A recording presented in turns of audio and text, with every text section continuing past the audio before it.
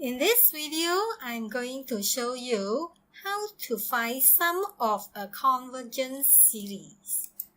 After watching the videos, students should be able to find the n partial sum of a series, that is sum of first n term, that we normally call it as Sn.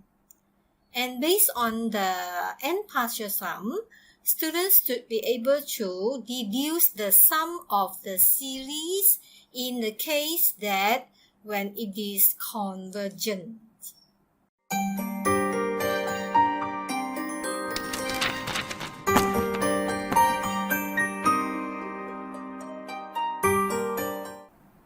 When finding sum of a series, first we must find the general term of the series. Then we try to express the series in summation notation up to n term. Then we find the n partial sum, that is the sum to first n term, that is Sn. Then based on the Sn, we can find the sum of the series. If the series is a finite series, then we must find the value of n of the last term.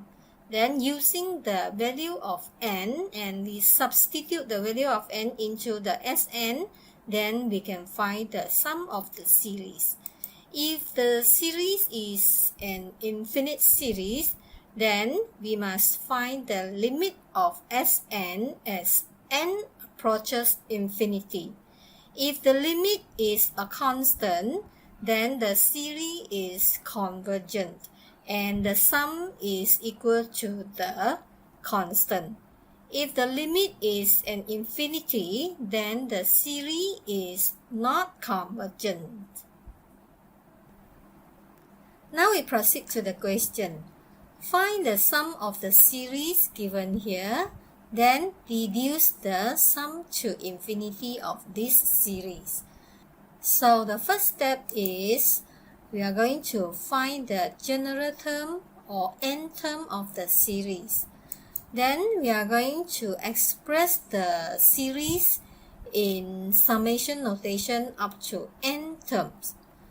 So you can watch my previous video in order to understand how to find the general term and how to write the series in summation notation. So you can find the link of the video in description.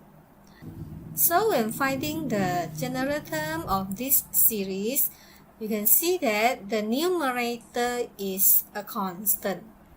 Then as for the denominator, there are two parts.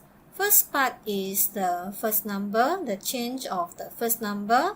The second part is the change of the second number. For the first part, the number changed from 3 to 5 to 7.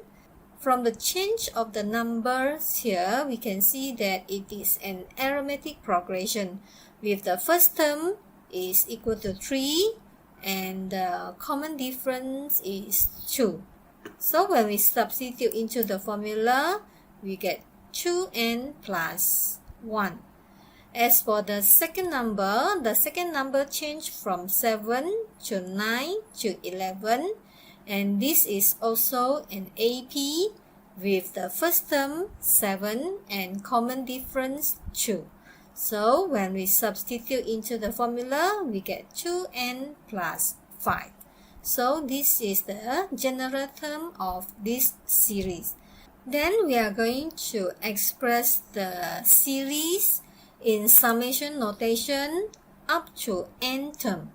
That is the sigma notation of the general term. We write it here and start from first term r equals 1 up to n term r equals n. So this is the summation notation of the series. After expressing the series in summation notation, next I'm going to find the sum of the series in terms of n, that is Sn. Here I'm going to use the method of differences. You can watch my videos of method of differences to understand how to use method of differences to find the sum, the link is in the description. So now I'm going to use the partial fraction to separate the general term into the form of difference of two terms. So I separate the general term into a over 2r plus 1 plus b over 2r plus 5. So when I substitute r with negative 1 over 2, I get a is 1 over 4. And when I substitute r with negative 5 over 2, I get b is negative 1 over 4. So now this is the partial fraction of the general term. So now I replace the general term with the partial fraction. It is in the form of the difference of two terms in order to carry out the method of differences. But before this, I'm going to factorize the common factor, that is 1 over 4. Then now I start listing down all the terms when r is equal to 1. So I get 1 over 3 minus 1 over 7. When r is equal to 2, I get 1 over 5. Then minus 1 over 9. When r is equal to 3, I get 1 over 7 minus 1 over 11. So I can see that this negative 7 is cancelled off with this positive 7. Negative 1 over 9 will be cancelled off with the term after this. So when I continue, so I find that at the end of the series, this 1 over 2n plus 1 will be cancelled off with this negative 1 over 2n plus 1. Then I have the remainder of two terms at the end of the series and two terms at the beginning of the series. And the rest of the terms in between will be cancelled off. So therefore, I'll get 1 over 4, then 1 over 3 plus 1 over 5, that is the remainder term in the beginning of the series. Then minus 1 over 2n plus 3 and minus 1 over 2n plus 5. That is the two terms at the end of the series. Then when I simplify, then I'll get this one. So this is the sum of the series in terms of n, that we call it as Sn. Now I have got the n partial sum of the series, that is the sum from the first term up to the n term.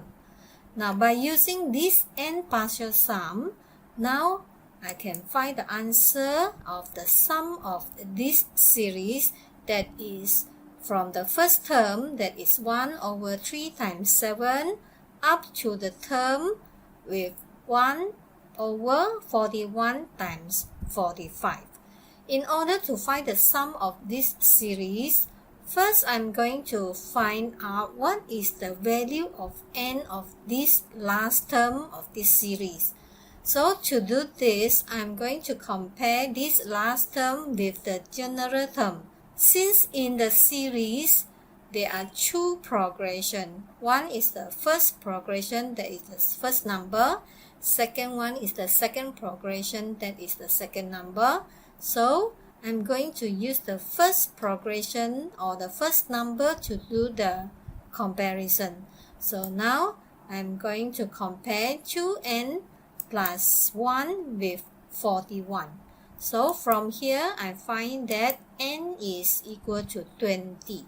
So now I'm going to substitute this value of n equals 20 into the n partial sum here. So when I substitute n with 20, so when I simplify, I'll get the sum of this series, that is 236 over 1935. Next, to find the sum of the series into infinity, so first I'm going to express the series by using sigma notation, where the sum is from the first term up to infinity. Then to find the sum up to infinity, I'm going to use the limit when n approaches infinity. When n approaches infinity, then this one becomes 1 over infinity. When 1 over a very big number, then this value will approximate to 0, same as this one. When 1 divided by a very big value, then this one will approximate to 0. So finally, the limit is 2 over 15. So means the sum of the series is approximate to 2 over 15. One of the common mistakes of the students is students always directly substitute this infinity into the n here. So even though finally you can get the same answer, but the concept is different. If we directly substitute the infinity into this value of n, means infinity represents a value, but actually infinity is not a single value. So when we want to find the value of the sum of the series when n is a very big number approaches to infinity, we have to use limit.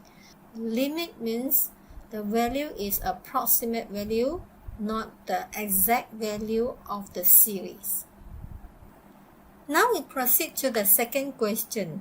Normally, the exam format question, before you are asked to calculate the sum of a finite series, normally the question will give you some guides. For example, A, you are asked to show this one. Then B, you are asked to find the sum of a series here. Then only you are asked to find the sum of the infinity series and sum of a finite series here. So we are going to try this one by one. So the first one, to show that the expression on the left hand side is equal to the expression on the right hand side. So we start from the left hand side. First we combine the denominator. Then after that we are going to expand the numerator and simplify the numerator. So when we simplify the numerator, we find that this is same as the expression of the right hand side. So now finally we have shown that the expression on the left hand side is equal to the expression on the right hand side. After we have shown the expression, now B, we are going to find the sum of the series.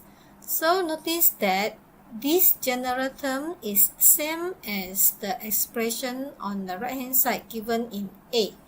So to calculate the sum of the series, we just replace this general term with the expression on the left hand side given in the A. Then now we can carry out the method of differences by listing all the terms. Start from r equals 1.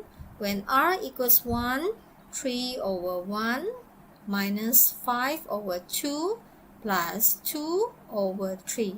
When r equals 2, this is 3 over 2 minus 5 over 3 plus 2 over 4. Then when r is equal to 3, 3 over 3 minus 5 over 4 plus 2 over 5. So when we come to r equals 3, notice that we can see that these three terms can be cancelled off, where 3 over 3 minus 5 over 3 plus 2 over 3 is equal to 0. So these three terms is cancelled off. When these three terms cancel off, sure the terms follow that will be cancelled off. Means at the beginning of the series, we will have three remainder terms that is not cancelled off. So when we continue, so same thing, we will have three terms at the end of the series which is not cancelled off. So you can see that 3 over n minus 5 over n plus 2 over n will be cancelled off equals to 0. So sure the term after this will be cancelled out. So therefore, we will have 3 terms at the beginning of the series which is not cancelled off, and 3 terms at the end of the series not cancelled off. So when we simplify, this is the sum of the series in terms of n, that is Sn.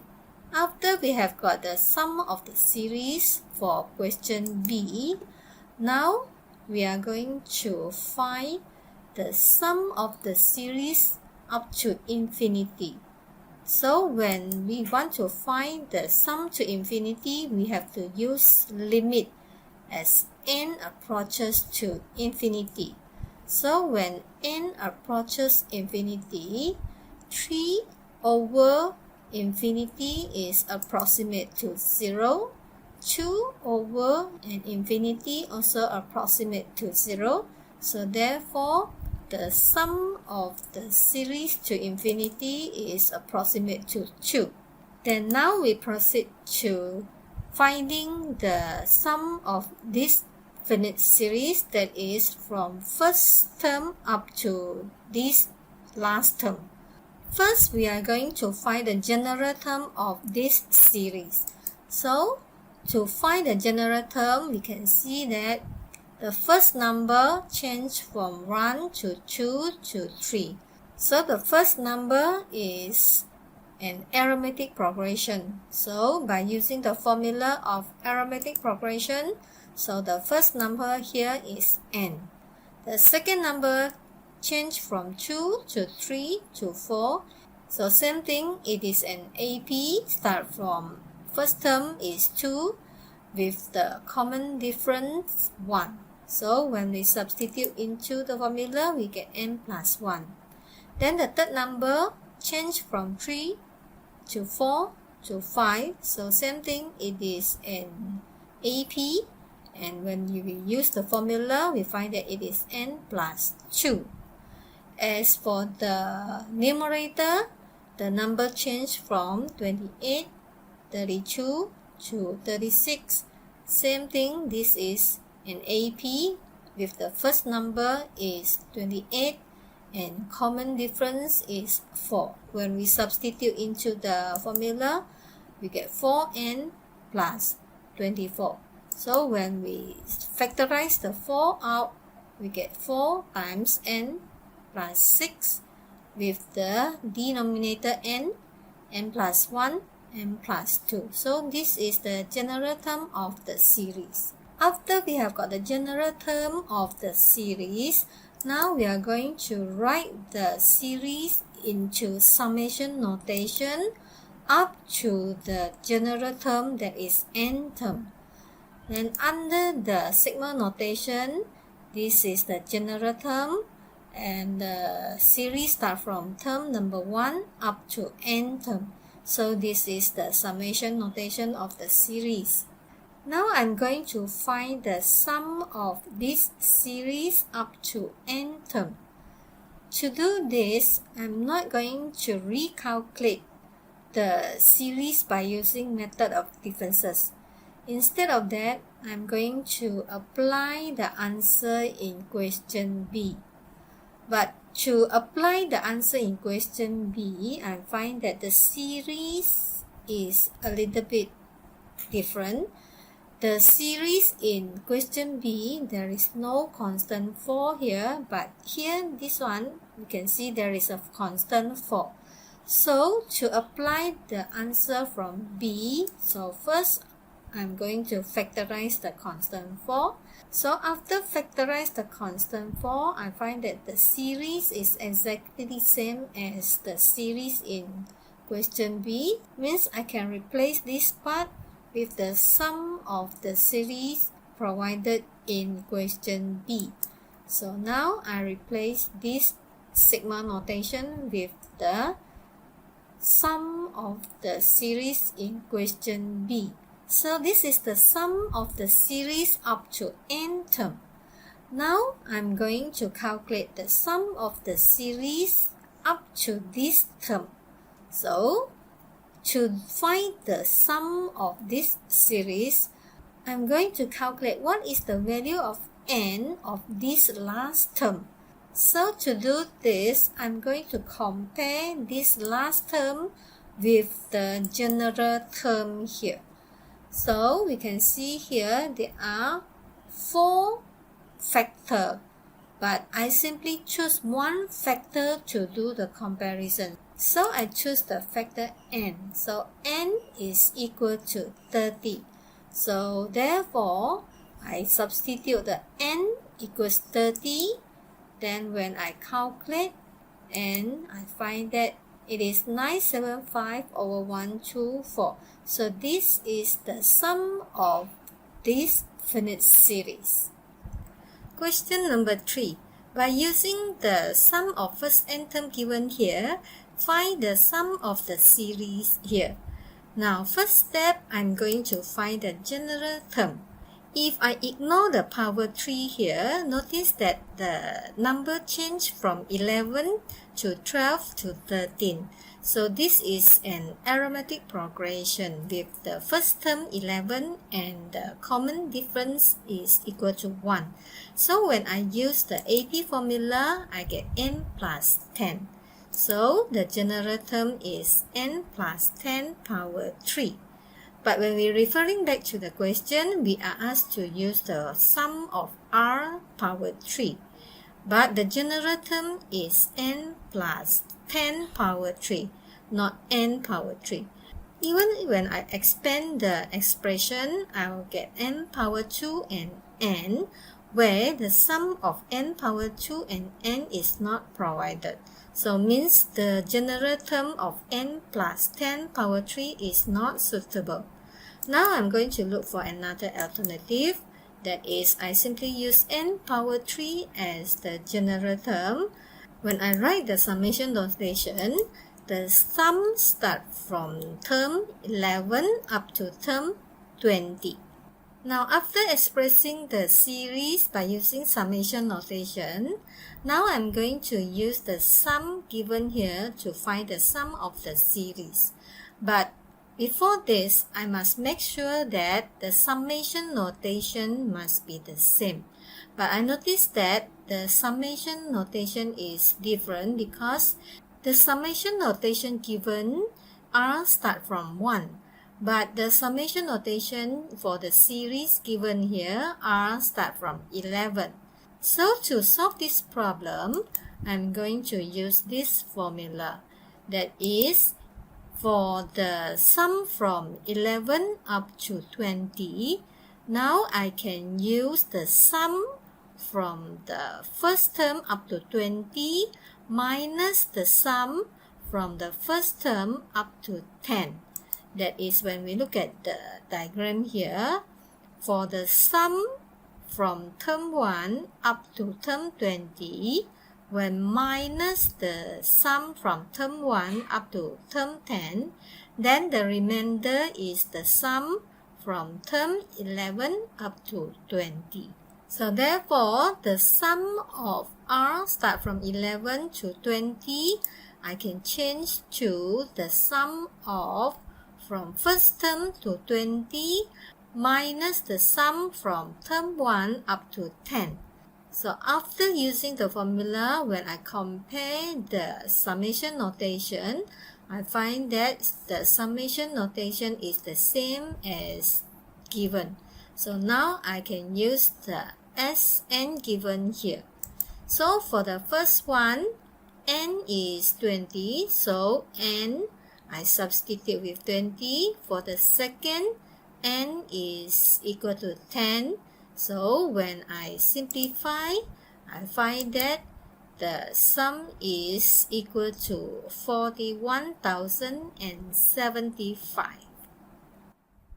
Now this is the end of the lesson. From the lesson just now, you have learned how to find the sum of a finite series and infinite series. Remember, first you must know the general term of the series.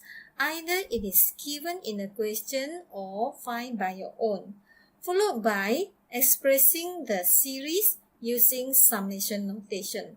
Then find the n partial sum, or sometimes it is given. Then finally, find the sum of the series. I hope you continue practicing on this topic. If you have any question, let me know in Teacher Eileen Maths group. I hope to see you next time. Bye.